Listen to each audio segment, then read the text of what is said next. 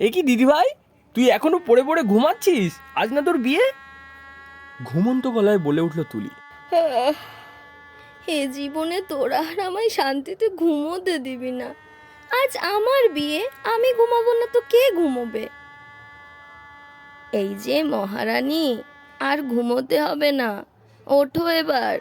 কিছু নিয়ম কানুন বাকি আছে। কিসের নিয়ম বলো তো মা? কোন সকালে একটু দই চিড়ে খাইয়ে উপোস করিয়ে রেখেছো? আমার কি খিদে পায় না নাকি? ওই জন্যই তো পড়ে পড়ে ঘুমোচ্ছিলাম।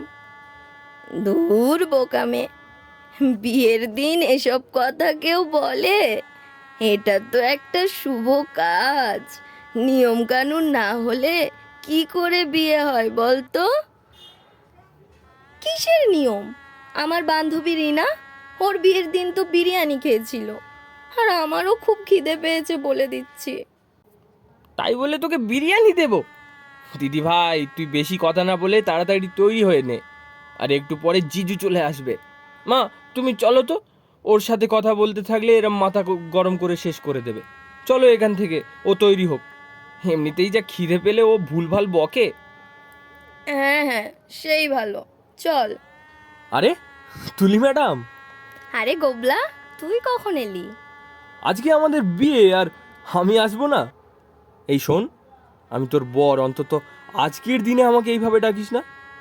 আমার মান সম্মান তো এবার দেখছি ধুলোয় মিশে যাবে। চুলোই যাক তোর মান সম্মান।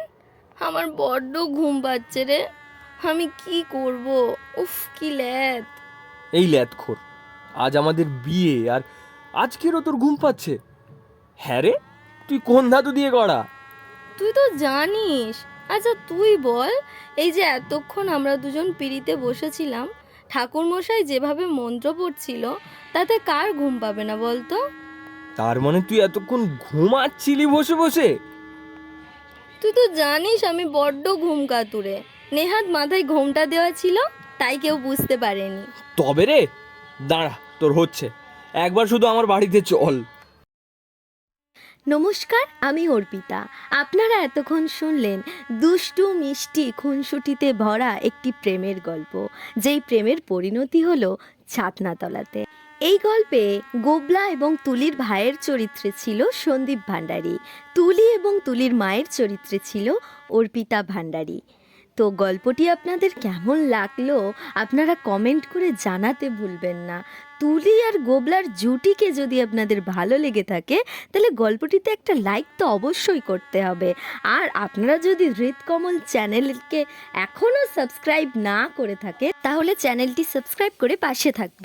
আর তুলি আর গোবলা জুটিটাকে প্রাণ ভরে আশীর্বাদ করবেন। ততক্ষণের জন্য সবাই ভালো থাকুন, সুস্থ থাকুন। আমরা নিয়ে আসতে চলেছি আবার নতুন এক জুটিকে, নতুন গল্পের ভিড়ে।